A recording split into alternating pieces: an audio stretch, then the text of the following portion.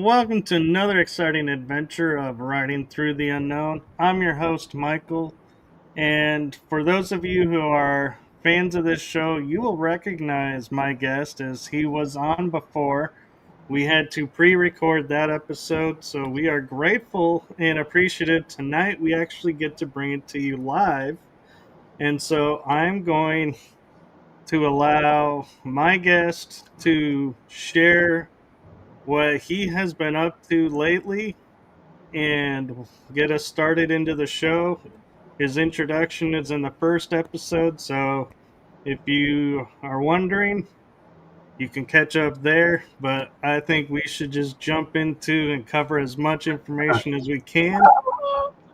So I am going to turn it over to the one, the only, amazing, super talented author, great speaker, Dr. Richard Allen Miller. Thanks for helping me stay out of prison and jail for not having any money. Can I buy my books? Thank you. Thank you. I'm military and I only get Social Security, not pension. And so, that's all I have incomes on. And today, if I didn't write books and, scrub like I am right now, I'd be in debtor's prison. Seriously. It's a creepy day now. And I'm grateful that I'm being able to save lives, help people. My intent, the way I go about what I do, is my father taught me to leave things better than I found them, including your mind. That's what I'm about. That's a beautiful thing. We need that these days. That's intent. That's the way you go about your purpose. And so Derek is saying hello to you. Who's that? Derek. Oh, yeah, thanks. Hi. I wished I were. Sorry. So, if you want, we can jump into. You sent me an email about That's your questions. I'll respond. Yeah, let's do that. I don't want to lead. I'm Spock. I'm not the leader. I am like Spock. No, we need that in this world. We need people like that. And so one thing that jumped out in the dreams that you were telling me about, and we actually were talking a little bit about it backstage before we started, is the synchronicity. And while I was looking at that, I was wondering, and maybe you can touch on this, and maybe I'm trying to combine two different things, but how does the synchronicity play into the Schumann resonance? That's an interesting question. Schumann's resonance is a pretty well calculated event of how hurricanes and storms occur on different sized planets. Schumann's resonance on Earth is 7.83.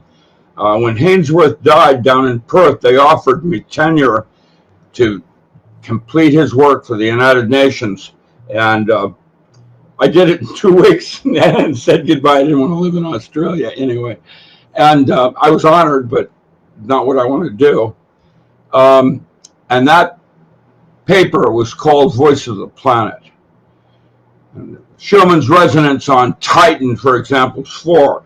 That has to, where there's lots of storms and cracking bones, and God's throwing his bolts down, and it's like a bolt of lightning and hitting a spot, the same spot. Have you ever been hit by a bolt of lightning? Believe this or not, it's one of the experiences I actually went through like a little girl. My daughter dying in my arms because of leukemia. I have probably experienced more things in my life than normal, and I'm grateful because now I know what I don't want to do. Cocaine, swinging, that kind of thing.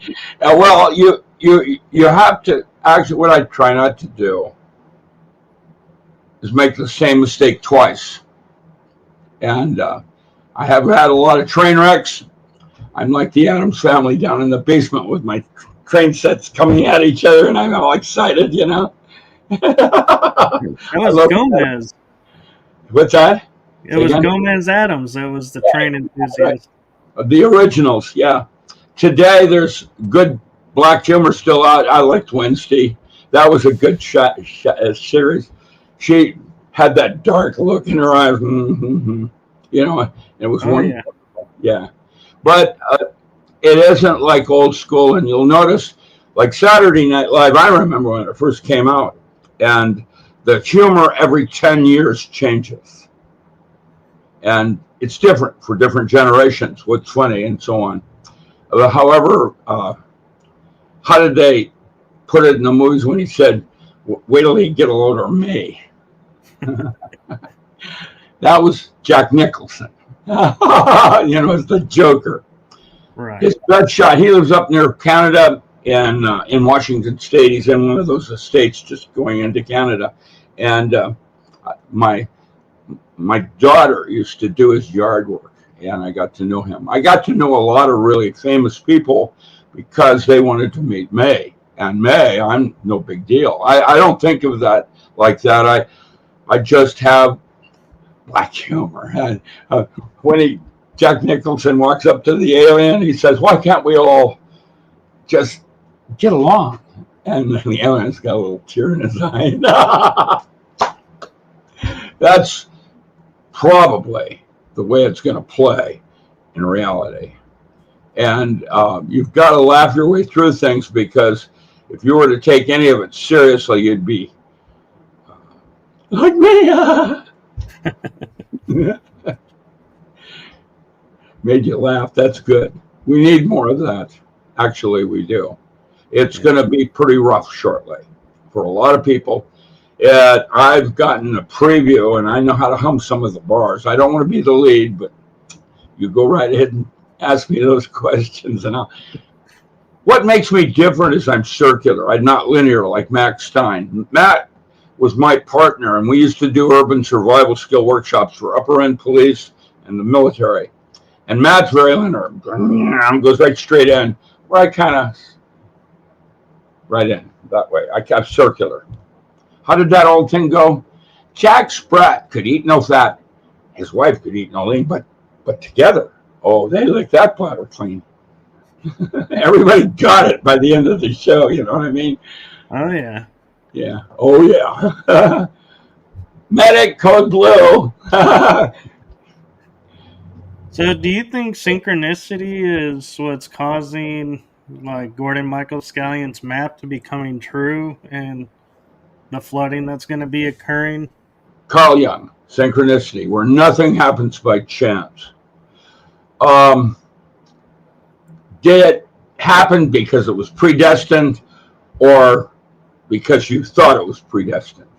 That's chapter 8, the mind's eye, where imagination is reality. Now, I don't want to pour soup into my coffee, but I have by accident. And I would rather I think it's time for all of you to realize that you should have a go bag, that if you heard the news, you could gather whatever you thought was necessary within 10 minutes and be out the door as a backup to what you think you've got now. It's your go bag. So where do you think Gordon Michael Scallion got his information that he predicted this map? Wasn't it back in the 1980s that he... Earlier than that, and actually it was, there's a lot of people before that. There's, you'll notice there's a bunch of different maps on, future maps of the world. And they're based on science. They're based on visions, Edgar Cayce, that have high accuracies of predictions. These things are interesting. That concept is called billet reading, which is different than the work I did with extrasensory perception. I was at Mission Control in 1971 to do the ESP studies with Ed Mitchell. And back then, ESP and hypnosis were pseudosciences. And they used me because I was real good at isolating variables for so-called repeatability and reproducibility. That's what gives physics its solid foundation. However, Physics won't get you there. And that's something I've said repeatedly before. That's why God gave us two brains. It's, with Malcoma in the middle. You're right? No, it's left and Malcoma. And when you do that, I just pig-lipped you, and then I can slip a command in that you don't hear. That's NLP, neurolinguistics. I have an eidetic memory, which means I don't hear music, I see it. And I'm like a little kid. And one of the 147 unfinished manuscripts is suggesting that children are probably our single most important natural resource. It'll be them, not us, that saves this world. And I was gifted, so I know the difference. And why would we want to send our children to school to become us? Really? Yeah. That's one of the great wonders of the world. Yeah, it's exactly so. They think that, that we're all thinking the same thing and it's all nice and smooth and happy. And my generation, I was in Cambodia and lost, there's no bone in this arm. It's gone. I did that as a civilian, training SEAL Team 3. There's something else going on. I think we're in a petri dish. There's no free will. Free will would imply full disclosure. Since you do not have full disclosure, you don't have free will. You have true will. You work on what you do know. And some of that's been programmed because we like them a little fatter. They have extra flavor to it. What does that mean? It means I've seen hierarchies of force citation in food chain. That means I've watched orca chase dolphin, to eat them, literally. And they have a bigger cerebral cortex than man, twice the size of man, and that mammal is firing 60%, not 10, like you and I. What's going on? Well, one way of looking at things is all about food chain. And if aliens have been here since forever, what happened to Homo neanderthalis that has 3 rings in the DNA, not 2? That mammal, we didn't evolve from apes. We created them. And Homo neanderthalis, we were more hungry than over. We didn't come from apes. They came from us. Something else, a child, when it comes out of the womb, way, way smarter than you or me. What's going on? Homo sapien only has 2 rings in the DNA. Homo neanderthalis could experience 5 dimensions, not 4 like man. What might that suggest? Where are they, evolution-wise? We get to a certain point of accomplishments, like spaceflight, Vimana, we've been here before, those kinds of terms. When I went through India, way back when I started to want to meditate, train my mind as a tool rather than believe it. I wouldn't have seen it if I hadn't believed it. I stopped off in India on my way to Tibet and got initiated by Sharon Singh himself. And I'm a satsangi, and I've been meditating and training my mind since 1979. Thank you, Lord. That's why all your saints in history have suggested the importance of meditation.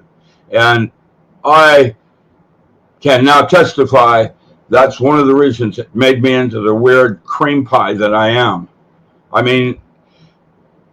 Another one that's extremely important is keeping a diary. Whether you do it on a computer, do it handwritten, what you're doing is moving information from right to left brain, daily writing your experiences. And those experiences are like time travel, and you go back to your diaries, and you'd be surprised how you feel when you do that. It takes you right back to that moment. Now, with all of that said, that's the beginning, not the end of things. And all forms of meditation lead to Rome. But some are good for this person, this one works for me, that one belongs over there. With that said, why are all our wars about judging others? Right. You're not supposed to judge another person, and that's not just Jesus Christ saying it. The only person you can judge is yourself. What made you God's favored was choice. And just because that person is doing it differently than you does not mean that person's wrong. I agree. Well, that's just one part of it. The second part is whether you agree or not. Why are you doing it then? Page 2. And it goes on like that until you have an awakening and you realize the only reason I go to church is for fellowship. I'm seeking a group of people that have values I aspire toward. And not everyone in that church belongs there. And I'm seeking to become a better this way, while you might be wanting to be that. And yet, the Jews versus the Arabs versus the Christians versus the Christians. How many different kinds of Christians are there? Depends on the day. What's that? I said it depends on the day. Yeah, exactly. There you go. Oh, it's Friday now. I can be a Nazi. It's crazy. Oh, it isn't Friday yet. Sorry. It will be in a couple days. Yeah, exactly. Couple. That means more than two. Couple and several. There it is. English. Gotta love English. About come back now. Yeah. Don't let the door hit in your back. Yeah. Well, it's all different. Yeah. I have an interesting question for you that a lot of people ask me and probably would love to ask you who aren't on here is everything you see is based on what you've seen in the past. And if you get into quantum physics with entanglements and everything, we can alter if we know something. So the Heisenberg, yeah. That's right. What the hell is that? Dang, what is that? So is it possible to alter what you've seen coming so it passes? Yeah, that's what you're using the mind as a tool. You change your belief to suit your purpose and what you're trying to do and why you chose to be in Horror on Elm Street, Part 12. This is a dream. It's not real. There's dream states that have more content to reality. My mentor worked at Maimonides, Dr. Stanley Krippner, and he wrote a book called Dream Telepathy before I was. And then when I did the Holographic Universe, he brought me back to New York in 1970 at this conference purposefully to introduce me to Ed Mitchell so that I could be at Mission Control in 71. And Stan has been my mentor all these years, and he has other individuals like me, but I'm one of his B+ students, not an A-, a B+.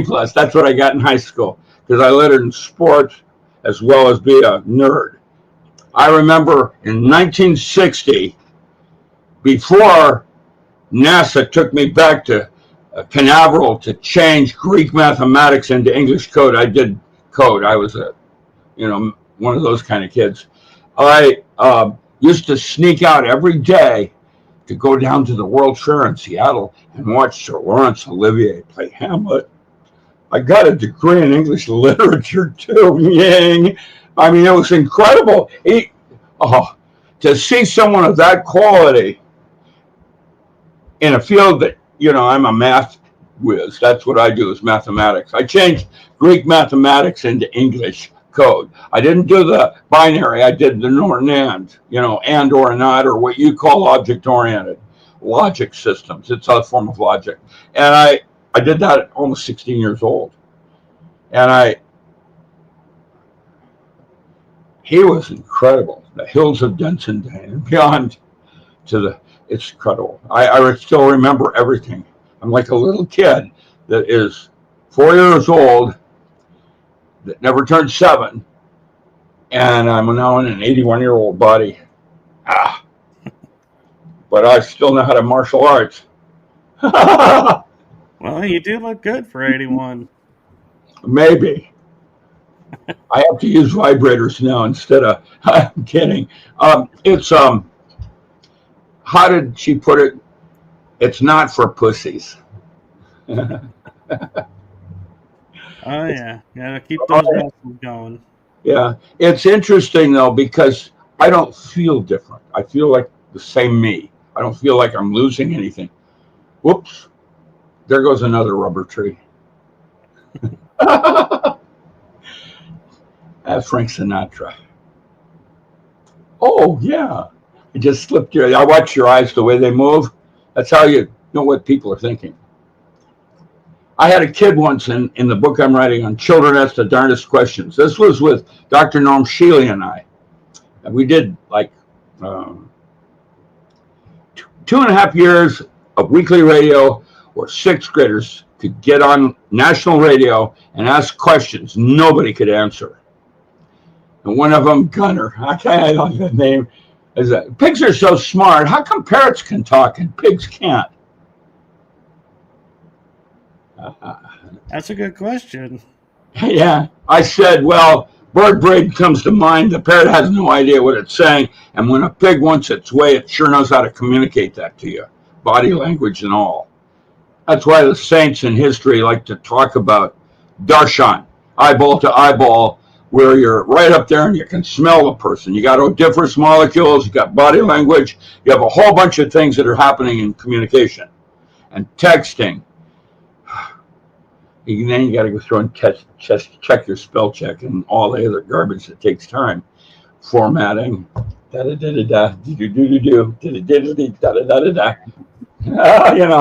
crazy. Yeah, auto correction is not always your friend in texting. It has gotten me into many a trouble because with the emojis or whatever they call those little symbols like oh down. That's a different one than the middle finger, and of course the thumbs up and the one in the nose, and let's see, there's a thumb in the ear. They don't do those emojis anymore, do they? No. That's what I wish I'd have, those old ones. They were much better than that little, pig.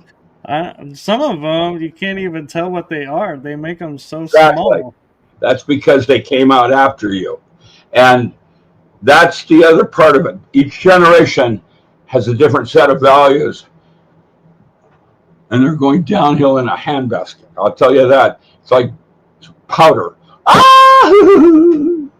Anyway.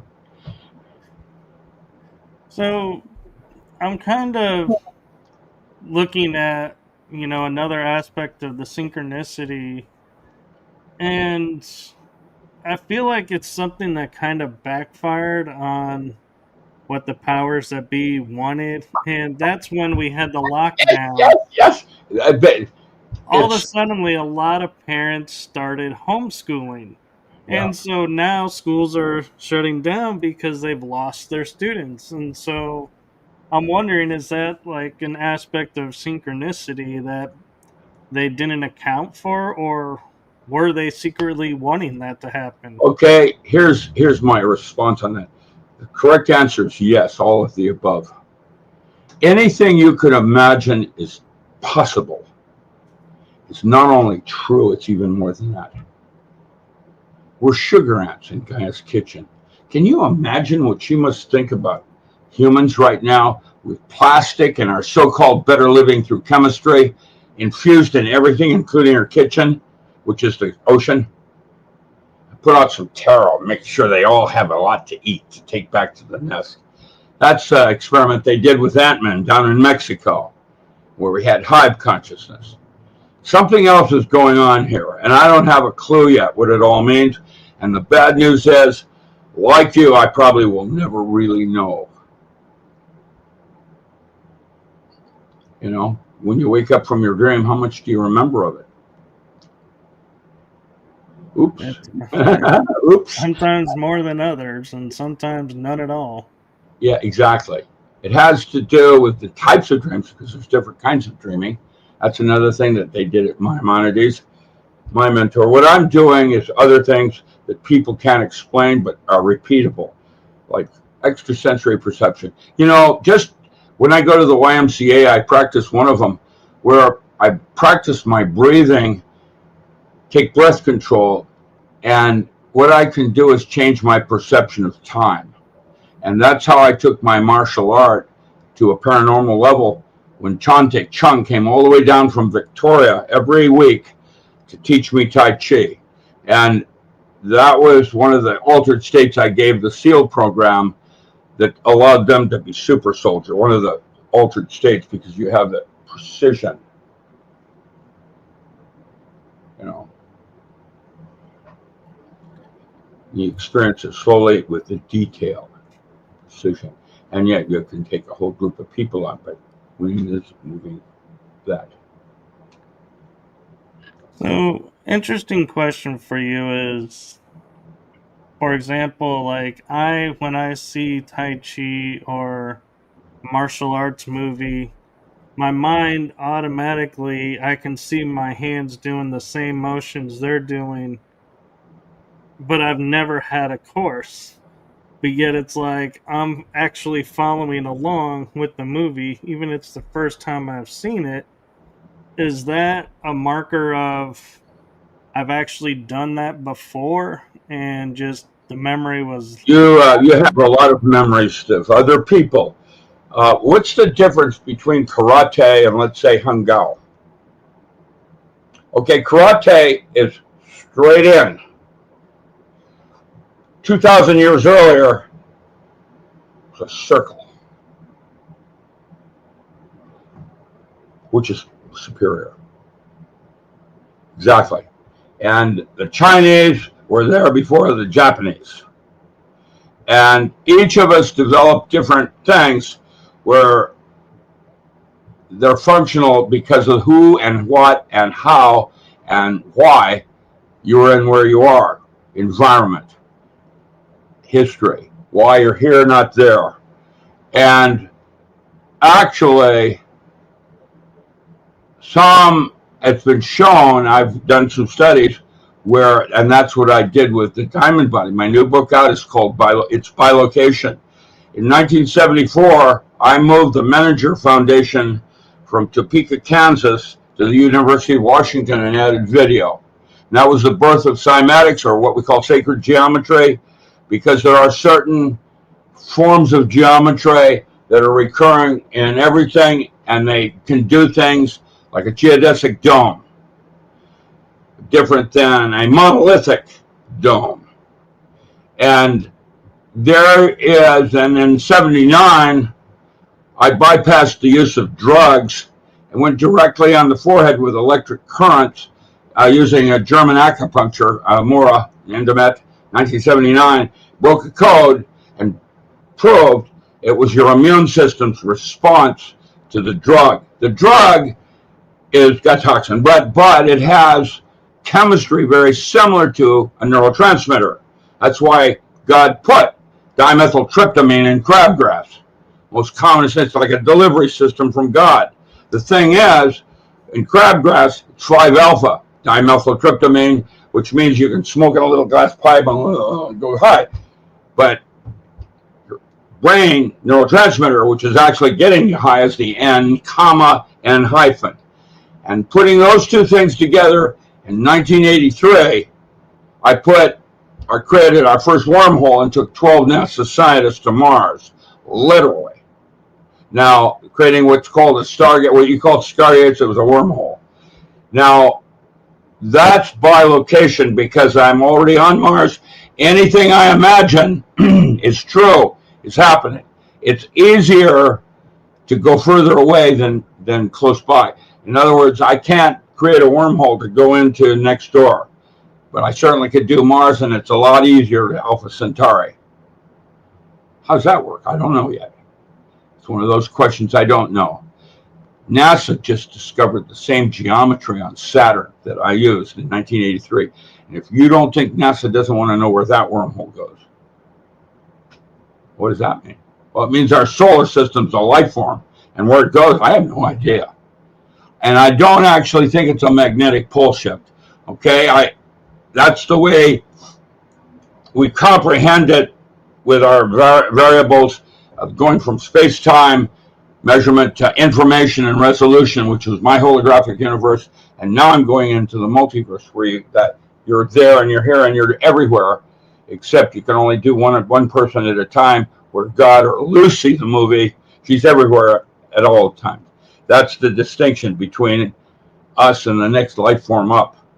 And when you start marrying carbon-based life forms with silicone-based life forms, computer chip, iRobot, even Isaac Asimov, who's a physicist, when he wrote iRobot, knew there had to be rules of engagement.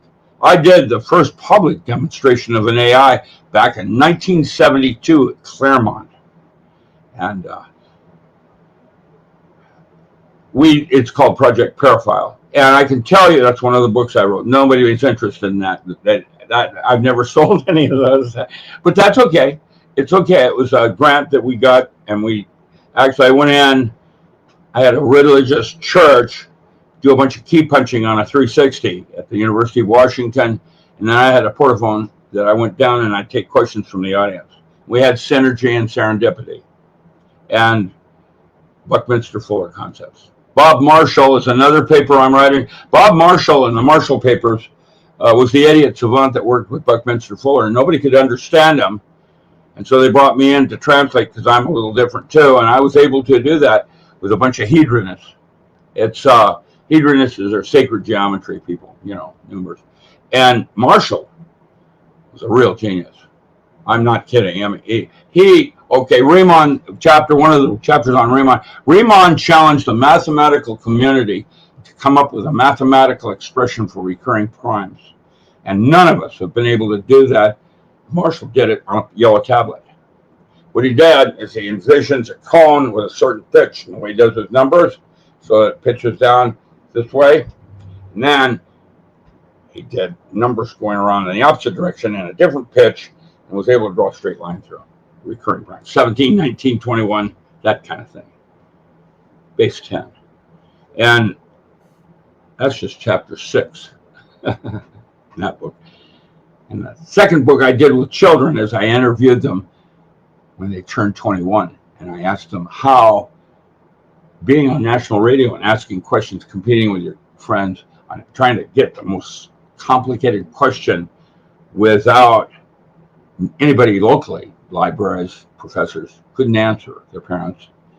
And how being on national radio to do that, how it affected their career choices. And that's a second book I've written, hasn't been published yet, on children reform. It's interesting. It is, and we've been talking about sacred geometry, and I can't help but remember in the 90s and 2000s, everybody was all about the Fibonacci. And then the Fibonacci disappeared, and you don't hear about it much anymore. And I've often 440 is up instead of 448, you mean? Right. Yeah. Fibonacci is a thing you find in sunflowers, and you can see it spiraling. And that's a hive consciousness thing that had to do with bumblebees and the way they pollinate. Arbitrarily, it seems like it's random, but it isn't. And there's another one that's interesting when you have a whole group of, sparrows, whatever, and they're startled, and then they swarm, and they start to go back in different patterns, and how that varies with sun and the variables on that. And that's our new definition of space, which is called cosmobiology, the geometric relationship of celestial bodies on biological processes. When a woman is born, an engram set on her DNA on when she ovulates, which means if she moves to a different location on Earth, her ovulation cycle changes, and you have natural birth control. That was 1972 in Prague. I don't think I've ever heard that before. That's Lunar Sex Cycle of the Female by Janif out of Yugoslavia, 1972. That's one of the things I studied. That's why I went to Yugoslavia in 1972. There's a group of us actually, and had a big conference there. It later became a book called Krippner edited it. There was the energies of consciousness and psychoenergetic systems. That's what it was called, psychoenergetic systems. And there's a couple old farts like me that are still around that were lead chapters in that book. You know, I was toward the end because I wrapped it all up in one big thing called the Holographic Concept of Reality. And the only reason I didn't get to go to Stockholm then was that Gabor had just come out with his thing about the hologram, creating a hologram. It's working for old man Dupont, the experimental research station. There he is. And I walked by and I saw this three-dimensional thing, and I had to go in and talk to him about it. And that's when I came up with the holographic concept. The second year, I came out with embryonic holography as resonant cavity oscillators. And within 10 days, that was the second paper I presented at Claremont. I had the military all over me. They put me under close arrest, and I went through my files and classified it top secret until 1992. Geryaev and Popov, Russians, quoted from that, went to Stockholm, and now I'm working with two Russians out of Max Rumpel and another that on biologists that we're studying under them and are going to use me as the math guy that does the math on how the multiverse works. And I use from fractals, which is, you know, a Mendelbrot or a Julia or a May generator. Well, fractals are limited just like time and space with uncertainty principles. And the more you know about one thing, the less you know about another. It's like Simon says you can go halfway to the door. You can get close. You never get it, and that's why you have two brains, EQ and IQ. I'm IQ, which is not intelligence. EQ is intelligence. IQ is adaptability, how quickly I can adapt. You got to have them both, and then what that does is creates Malcoma in the middle. Humor. So I have an interesting question for you, something that just popped in my brain, and I'm not sure what it means, but I was envisioning like the biblical spiritual sense of Jacob's ladder, not meaning the scientific electricity ladder, the other Jacob's ladder. And then I was looking at downhill into the pits of hell. Well, and then I was looking at the spiral when you were talking about the spirals, and I started to think, is the Jacob's ladder really a spiral and not this like single linear path? Dean Foster, yeah, Alan Dean Foster wrote Outland. He's a friend of mine at Sci-Fi. He wrote another book called Star Wars, and then one of his books is called Into the Out of. Isn't that an interesting concept? You know, a bunch of African medicine men are sitting around, and all of a sudden, a hole opens and a bunch of demons start pouring out of it. And that's a sci-fi book. However, it's actually parallel universes and things of that nature. Anything that you could possibly imagine is true, and I've said this once, and again, anything. That's why you need to monitor and control your thoughts. That's why all your saints in history have stressed the importance of meditation.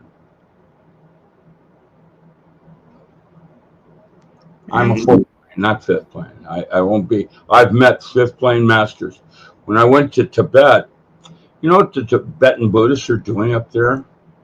They have these big long horns that they blow to communicate across mountains. And big horns, these noise. And they put 17 of those in a specific geometric alignment. It so compresses the air that large objects float, and you can push them with a finger. Now, where's that technology right now being used in our current society? It wasn't a bunch of elephants or mastodon pulling those big boulders. They probably used that technology. Who knows? We've been here before. More sense. It isn't about making sense. I want the rustle of dollars. How did Jacob put it? Greed is good. I mean, get a grip. I was watching this one on Netflix just now. It's excellent, by the way, of Alfred Hitchcock's life. Before, during, and after his classic movie, Psycho. Eat them, eat them, eat, eat, eat, eat. It was an excellent movie and demonstrates some of the things I am trying to articulate. That's what I do is I can give you an image. It isn't my physics that makes something real. It's your mind's eye. When you can see it for yourself in your own mind, that's what makes it real. So is that why when we go into meditative states, some people say we enter the astral plane, some people say we enter the real world, but others are that's the place where visualizations become easier to quote unquote visualize. Is that why? Because we're entering into the true state of who we are and the energy is more open to us because we're not limiting it through our All of what you ego just said or is true. It's actually a light alpha state that I go to, and I go to a place called Satchikan where I'm in part of a triad, not two, one male, female. I'm part of a three triad where we're in this thing that's sliding into geometry. What's that mean? I don't know. That's where my hypnosis professor, I got certified in Gil Boyne schools. Instead of taking me into a past life, he took us into a future life.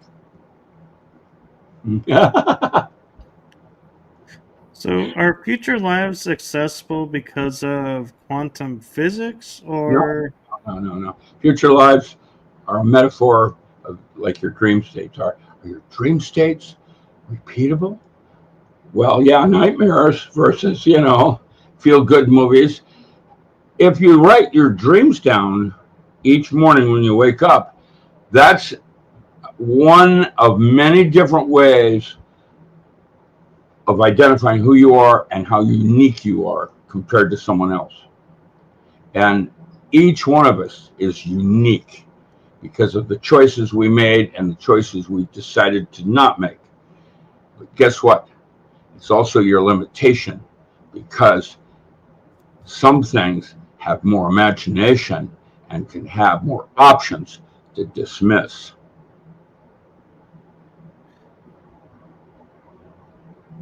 so I'm trying to figure out with where we're talking and other sciences that have figured things out. And one of the sciences I'm thinking about is where they have two plants in two different rooms, and you can yell at one plant, and the other plant reacts as if it's being That's yelled at. Baxter's work. Yeah, the Yeah. secret life of plants. That's one of the things I studied.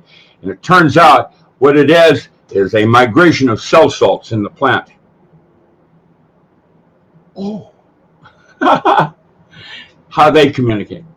And here's the interesting one I did. What's the largest life form that we understand as a life form on Earth? It's a mycelium and the Blue Mountains of Oregon. And it's also the third largest life form up in British Columbia. And the second largest is Aspen Grove down in Telluride. But here's the interesting thing. The one up in Canada, I studied it.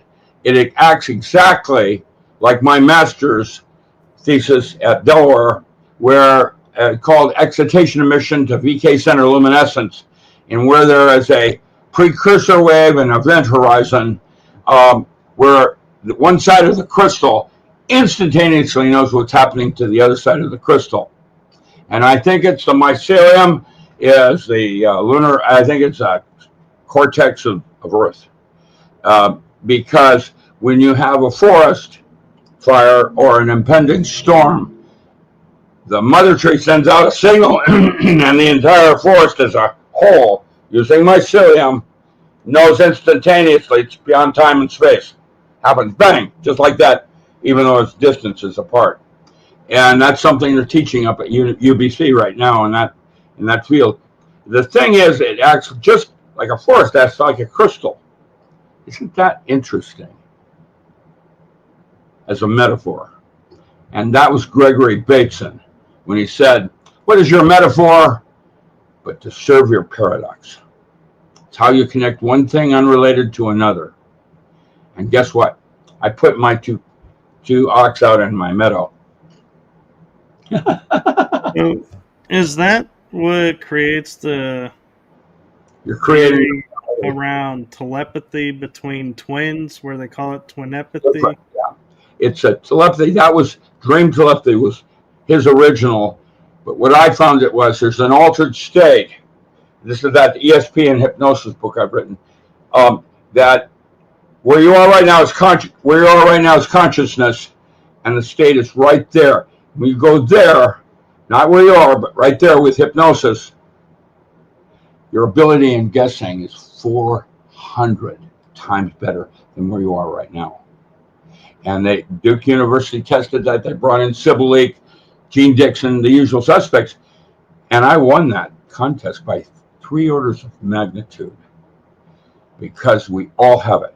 It's just your psychics, like Edgar Casey, hang out there where you're more here and I'm over here.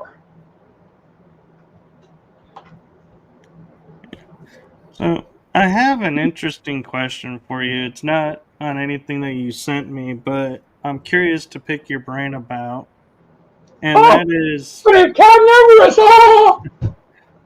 I can take a flight or a ship from the US to Europe or Africa, sail through the Bermuda Triangle, which is supposed to be a dangerous place, but I cannot get a flight from California to Australia.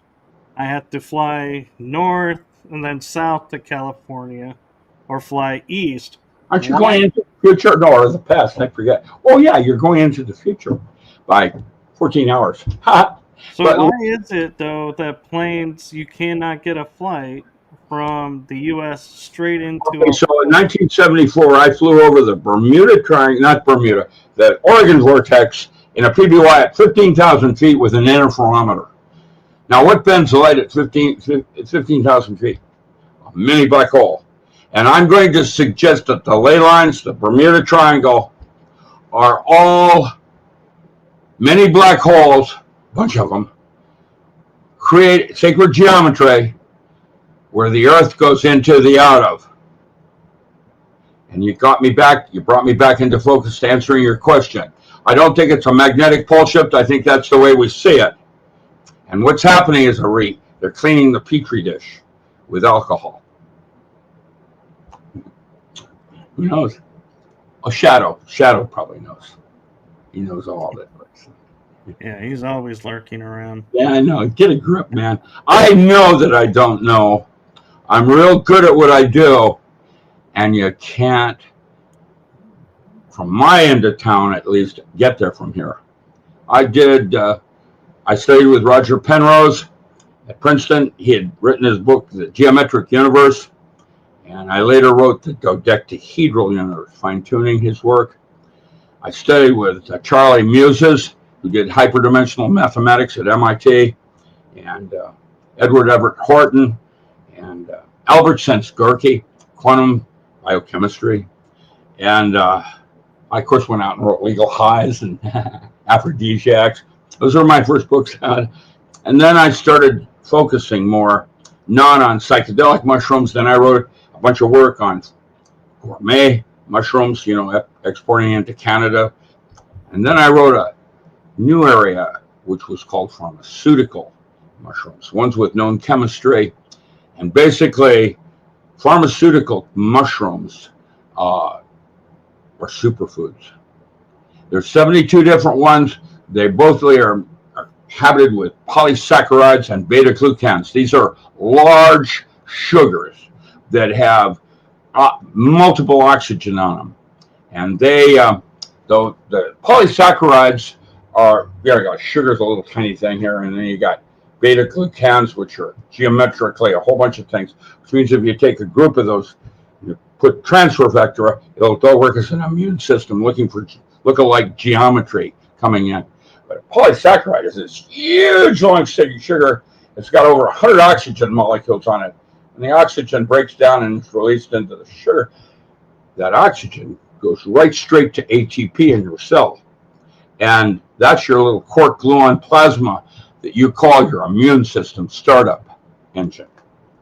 And you can't get enough oxygen in your body. You start using these pharmaceutical mushrooms, you can heal almost anything. You not get sick anymore. Now, what I did is a new delivery system. When I was working for Aloha, we ran those mushrooms through a jet engine at Mach 4, like you do cow manure, breaking it down.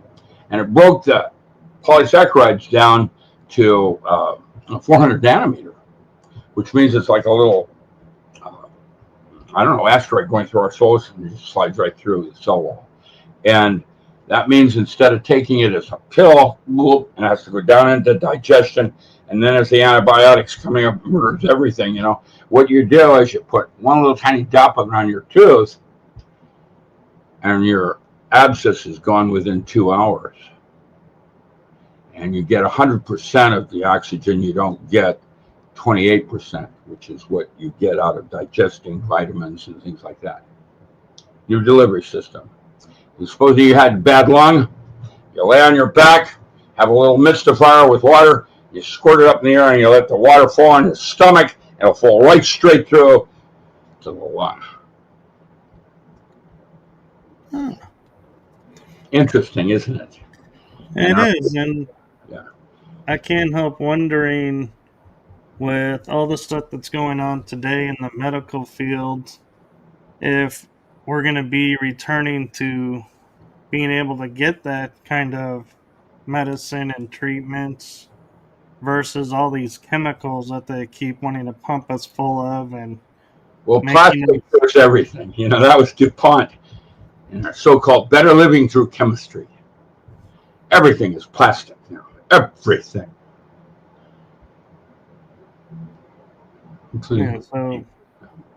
I'm wondering, with all the changes going on, are we going to see those type of, like you're saying, these mushrooms that are the superfoods resurging and being available, or do you think they're going to keep suppressing it? How did Tano put it to the Lone Ranger? He said, "Well, we're being chased by Indians." Thanos looked back and said, "What do you mean, we, right, man?" Oh, man. Johnny Depp nailed that one. I loved it. It's so good. He just nailed it. Thank you. Thank you. It won't matter because there won't be very many humans, and there certainly won't be any manufacturing, and we're going to go right straight back, at least this part of Earth is, going right straight back into the Stone Age like it did the last 5 epochs. Now, with that said, Saturn may be a get-out-of-jail card. The bad news is there's only seats for 144,000. Oh, boy! Just kidding. They're all spoken for already, so. Yeah, there you go. Yeah. I bet you some of them have the last name Dupont on it, huh? Well, I don't know. I don't think of it like that. I know I've spent 2 weeks in the jungles with Ibn Alexander down in Mexico. My mentor took us, a group of us down there. The president of Mexico gave me a plate and a spoon. Ooh. Ibn Alexander wrote a book called Proof of Life. He was a neurosurgeon that had a near-death experience, and I've talked to a number of people that have had near-death experience where they die and then come back to life, and what they experienced during their period of being clinically dead. And I think, I don't know, I haven't been there. That's one of the things, excited. I think death is waking up.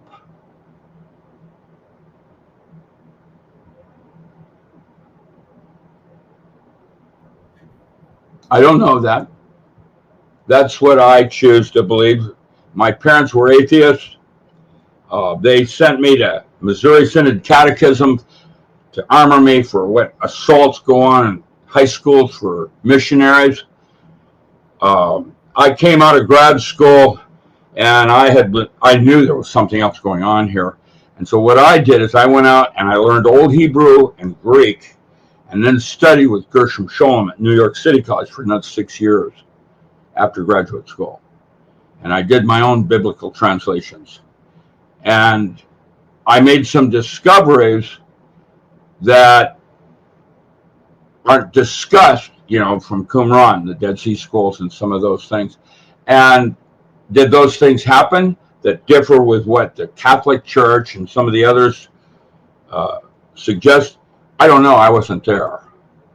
But there seems to be some inconsistencies.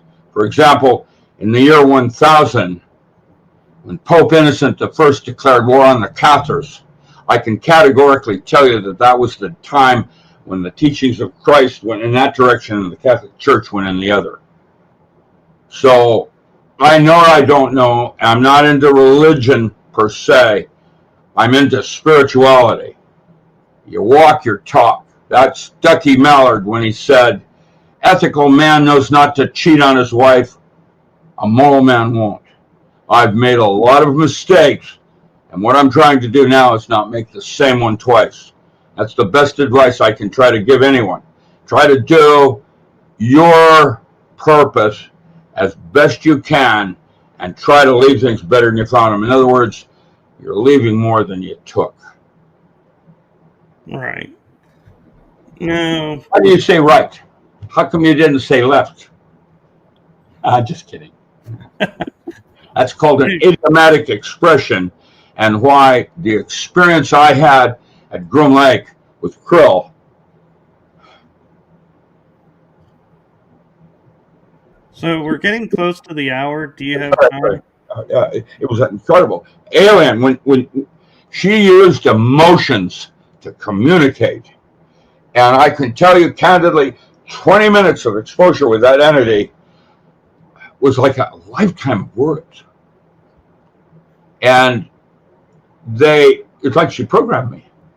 And that's one of the reasons I sensed that she was my future, programming me to do what I'm doing right now. Leave some footprints. That's why I write books and write and communicate and try to do that. That's my purpose. Leave some footprints so that we don't make the same mistakes. We have direction. And but don't follow me. I'm just Spock, living long and crispy. Captain Kirk is the leader. He has, and that's always been, my friend. I like that. And we're actually getting close to the hour. Do you have time to talk a little bit more, or do you need to? No, I'm good. And you're always welcome to have me back, especially if you can get individuals that listen to you asking questions, and I respond quickly to those rather than be all over the map and so on. I can't help but when I started to think about krill, I go right back to that, and it gets very emotional. I mean, I was like, they spent like 6 weeks trying to debrief me because they didn't hear any words from back and forth between us. And I don't know how she did it, but what Alan Frey and I did was try to develop a technique or technology that was like that called synthetic telepathy, where you take 0.3 to 3 gigahertz microwave band and you heterodyne audio on it, and then what that microwave does is causes your temporal lobes to heat up and they ring, and then you can hear voices in your head and didn't go through the ear. Now that could be used in space. First application, turn it down so you can't hear the voice. Think it's your own thought. That's a good point. And I did have a couple of questions I was hoping to ask you if you have time. Sure, I'll do. Oh, you want to play? Sure, no problem. One question is, why do you think NASA refuses to put communication satellites around the moon like we have around the Earth so they can communicate with the shuttles on the dark side of the moon? Or is that something we've been told that's not true and they can communicate? Well, I don't know. I haven't gone to the moon, so I can't answer. I can give you theories, but that doesn't mean I'm right. How come the moon doesn't rotate? How come there's a dark side of the moon that nobody's seen? I think because it's an artificial. Yeah, well, maybe the moon isn't the moon. Maybe it's a satellite that came into orbit 2 billion years ago when Mars and something, the asteroid belt, had a war, and man, it's all on Earth. Who knows what it all means? I could come up with all kinds of theories. How do we assess it? Well, we go there and take a look by what happens when I know and I can't talk about it. Antarctica. I've been to Antarctica. Okay, I'll give you an example there. I've been to Antarctica. I went there in '74. We went through Thule Island in a sub and came up into the inside of Antarctica. And here's this cavern. It's over a mile high. And I was the physicist in charge of light. How does the light work in this thing? That's where bioluminescence first started. It's a fungus that grows on the walls and it luminesces. Now, I saw a Nazi base, looked like it had been nuked. There were 19 slips and it looked like it had been nuked. Probably Kennedy, I don't know. Further down was a Viking base from 14th century. Where's that in the history books? And further down was this giant hole that went straight down into the mantle, 100 miles. We didn't have technology. Even drones can't do that. And yet they did it recently with a couple of astronauts that told me that when they went down that thing, that's when they quarantined Antarctica. When they went down there, something woke up. What would that be? Nephilim? I don't know. Because I wasn't able to go down there. There it is. Man, that is one trip. Look, you took my yellow and now you're green again. Red. See how you're changing colors? Is that green, yellow? Yeah. Yeah. Red. I ambulance is there. They're getting ready to take him. Okay, good. So, I have one question for you that... Sure have a lot of one questions, man. Cool. It's cool. That means I'm doing what I wanted to do. Open your mind. It's important. You talked about bilocating to Mars, and I'm wondering if you, while you were on Mars, looked back at the Earth, because I'm finding... We didn't make it to the surface. We only were underground. They had things that made the surface later. We were underground. That planet has more water than Earth does. It's a smaller planet, and all our water's underground. Imagine what it was like on Mars. I think it was a Garden of Eden before our garden. I think that's where the entity concepts that we discovered there didn't have 4 fingers and a claw, but they were carbon-based. They had digits. 3, like that. And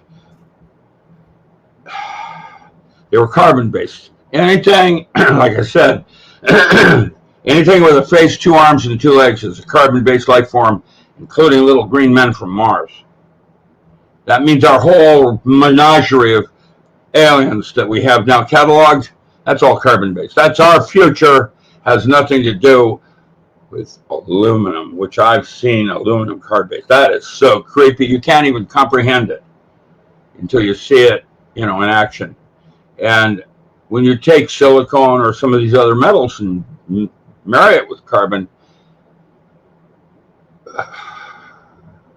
now you have hybrids and gene splicing, gene correcting, 2 rings on the DNA, 3 rings on the DNA.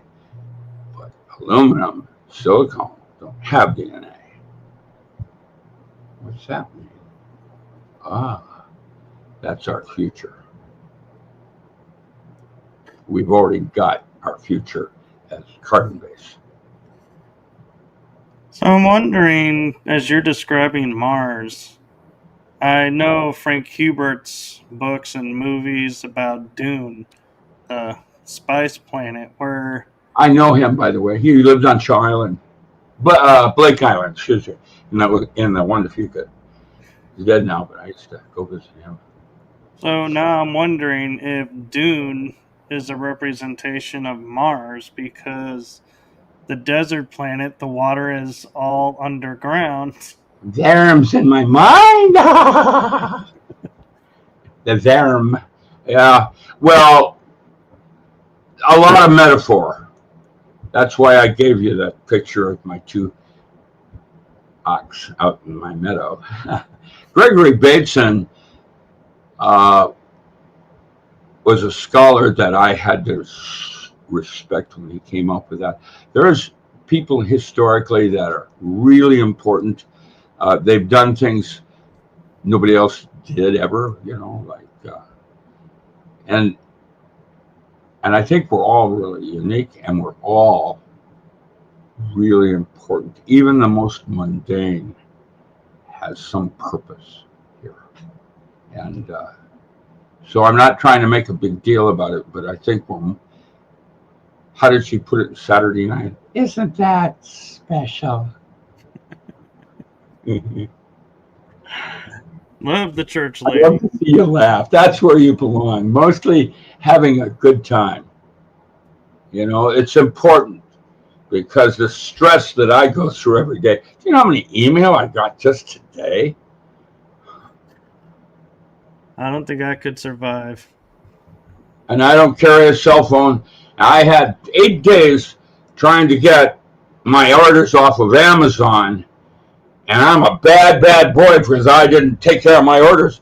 Well, that's when they changed my audio into I was supposed to have a cell phone so they can text it to me.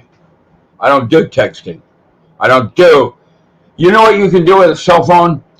Right now, I can have a GPS and I identify where you are and I am, and they can use you as a weapon to take me out when I get close to you. All they have to do is 7.3 gigahertz down the line, and I'm an 8-foot boom. Now, T-Mobile is using 6G, and we had a big ruckus about 5G. What's going on and why? They've weaponized your cell phone. That's why I don't use one. And I don't like texting anyway. It's too slow. I can communicate a whole bunch more with a lot more depth with my video. Imagine what we can do in the future as aliens. That's our future. Carbon-based. When we can do emotions. 8G is military use, isn't it? I don't. Well, you mean they used 10J as what they call. It'll put a standing wave on your heart, and you can take out a group of soldiers on that perimeter. That was back. I've got a timeline I could give to you if you want to post it on electromagnetic weaponry and when they first started using it and where our future is going with it. Timelines on EM fields and use as weapons. Dr. Beal, a scientist down out of Florida, I have his book for sale on dead dosimetry, LD50 ratio, on all parts of your body. And just like your eyes don't like that ultraviolet or ultraviolet, like you have on your, the LEDs that are on your computer, like they don't hurt you right now, that little blue button that says you're on, but you put that on an automobile, you can blind someone. Right. Everything is toxic. It's how much do you get exposed and how much of it can be filtered. And even visible light band. So we're here, but for the grace of God. And we're very fragile. That's why this Petri dish is out on the rim, not down in galactic center. Soul has protection with the heliosphere, and our solar system has the Oort cloud. Well, I think we're getting to a point where it's a good stopping point, and like you said, we can continue with another episode. I would like to give you a chance to, again, just like on the last episode, promote myself. Just books. Yeah, go to my website. That's all you do. And I have a bunch of books. There are things there. If you're overseas, like Canada or Europe, the shipping costs more than the book. And so what I've tried to do is put specials together, especially for when I'm shipping to Canada or European purchases like Switzerland or whatever. And the way Amazon does it is they have a performance center over there. So they can ship it book rate rather than first class. First class is expensive when you start shipping large things like books. That's why I have ebooks. That's one of the reasons I went to ebooks. How much of that do you think is going to survive on the internet when the grid goes down? And who owns on Microsoft 11? Who owns all that intellectual property up on the cloud? Like mRNA was used to take control of your physical body, because there's a law that if it changes your DNA, you belong to the pharmaceutical house that did that. There's a bunch of shit going on. All around me, being hemmed in. When you get a choice, take the right path or the left path, they both lead to the slaughterhouse. So, like I asked before, and I'm curious with your new, knowledge and everything, for someone looking to get into all the material that you have, what book would you recommend them starting with? Nick Begich was one of my first patrons who got me started writing again. I did herbs and spices farming for Chuck Walters. I started writing the potential of herbs as a cash crop. Then in agriculture, I have a 9-volume encyclopedia on alternative ag, cross-referenced. These are crops that have limited markets, but what do you want to grow? And I'm going to stress the importance of producing a minimum of 40% of the food you consume. If you can do that locally, you have a high likelihood of surviving before the zombie attacks. Zombies are individuals that are out of food. And we got 3 minutes for air, 3 days for water, and 3 weeks for food. What's important? That's a teaching that we used to do with Matt Stein and I. We nailed it for them. They already got bunkers everywhere. However, I just bought a Winnebago, an old one, because no matter how solid your bunker is, it's important to have option of being mobile, where you can move quickly to somewhere else, nomadic. And I've got bunkers all over North America that I oversee. I don't manage them, I oversee them. I go in with the kids that are managing them, and I might make a suggestion, like Telluride. They're armed and dangerous down there because of LA. Each one has its own positives and unknowns, negatives. And I don't know what's actually going to happen. Fault lines, one to Fuca fault, blah, blah, blah. We can guess, and that's where you get all your different maps of the future. Scallion, things like that. Each one has a little different metal on it. Yellowstone, when it goes, did you know that Yellowstone and Mauna Kea went off at the same moment 5 days ago? No. Oh, man! Volcanoes are going off everywhere. That's because Betelgeuse's radiation just hit Sol on June 1st, and we're going to have events now, like the grid going down, and then volcanoes going off to the point where on the West Coast, where are you located? You're on the East Coast, the Midwest? Where are you? I'm in the Midwest. That's going to be when the Missouri and the Mississippi join together and cut America in two. And it starts all the way up, way up north of Canada. And the West Coast, when that volcano off of Crescent City goes off, it's in the ocean. It goes off every 13 years or so. But now they just this morning came out with a major news that Mount Rainier, Mount St. Helen, and Mount Hood are all on the same magma. What does that mean? Well, Edgar Casey said it will be Mount Rainier, Mount St. Helens, and Mount Olympus. When they go, Seattle is gone. And a little island will form called New Jerusalem. And I'm going to say that that's any week now.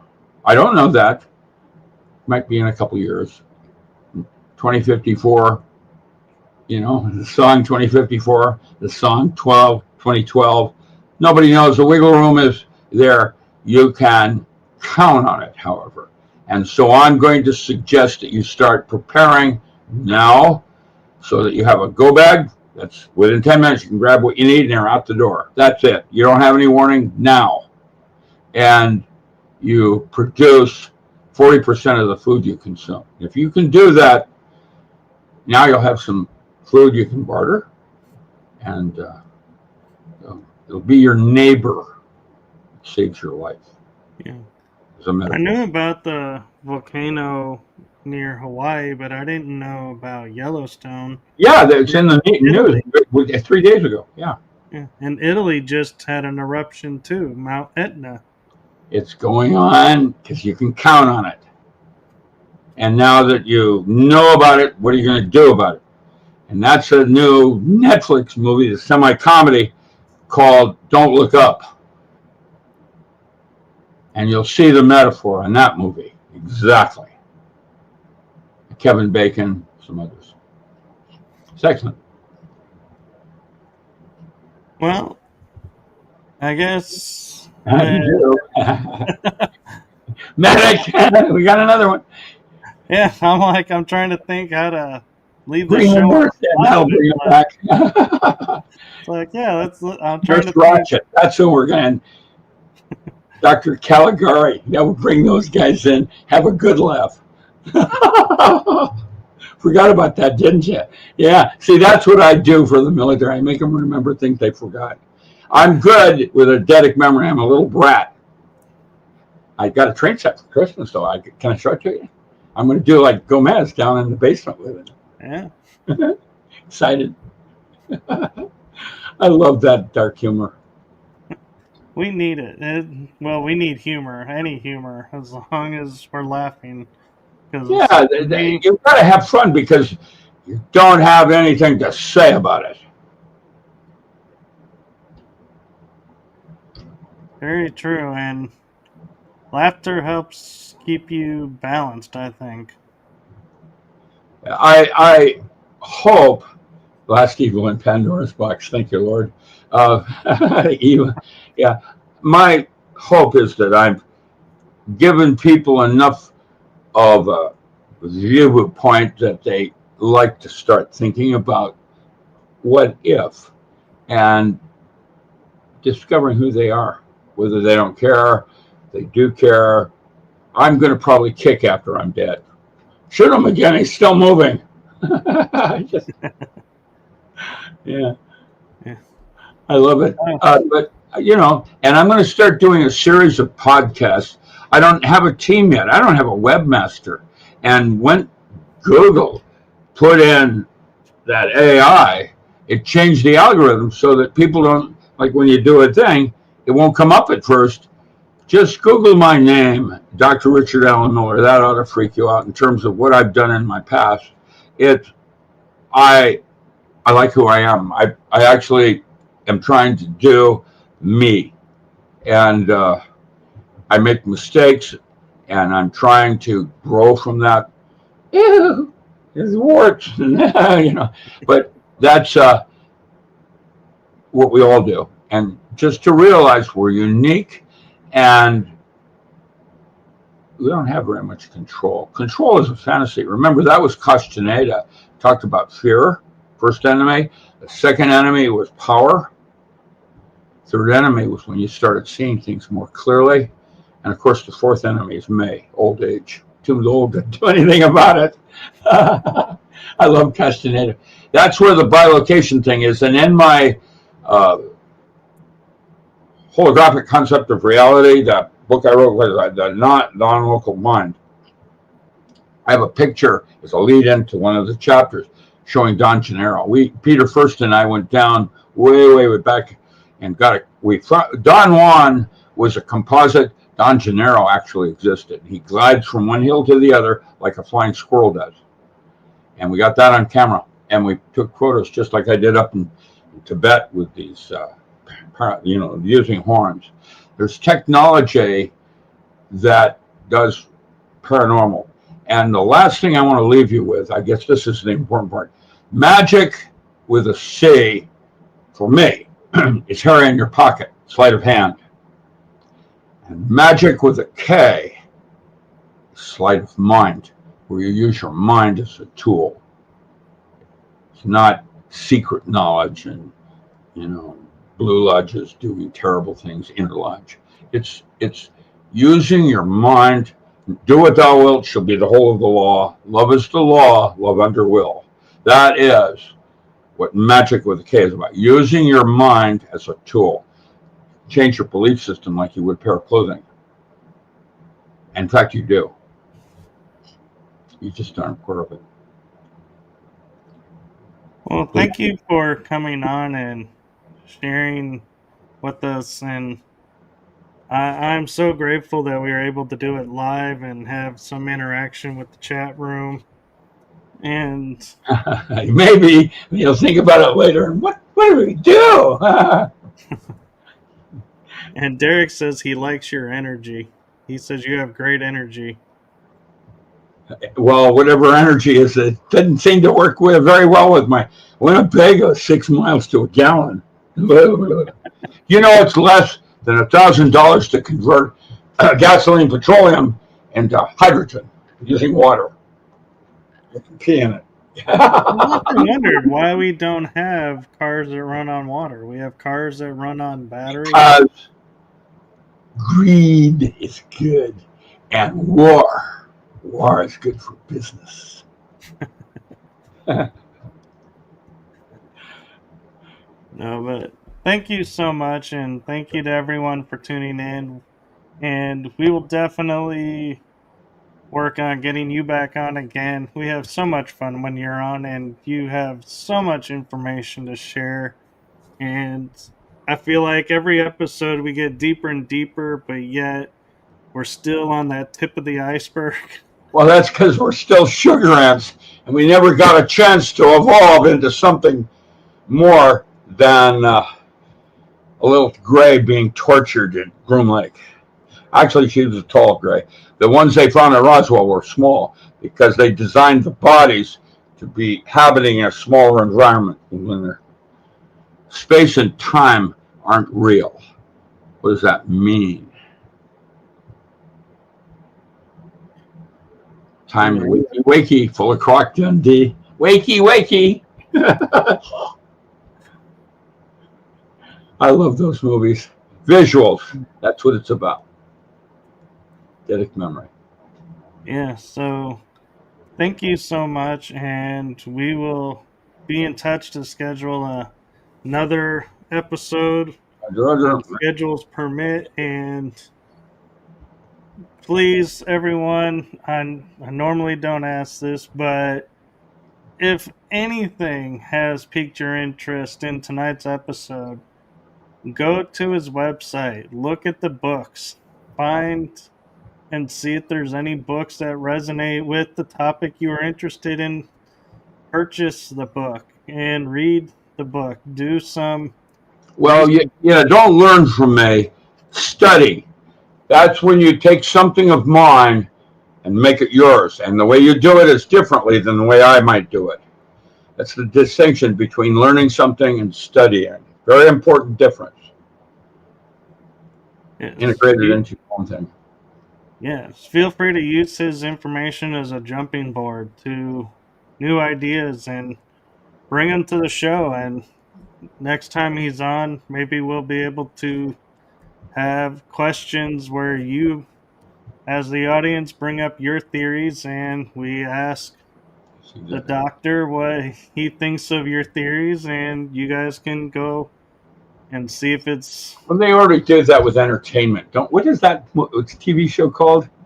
Where they get someone up and they give them up thumbs, down thumbs, and. Oh, what was that show? Yeah, see, I gotcha. Okay, we've done it just enough for you. Now you don't know quite what to do with that one, and bother you for the next week. Yeah, I'm gonna have to look that one up because I'm like. That's what I want you to do is start thinking. Yep, thinking is allowed. Thinking is necessary. Well, maybe. Maybe. Thinking the right way is necessary. Let's put it that way. When you're going to the right, not the left turns. I get that.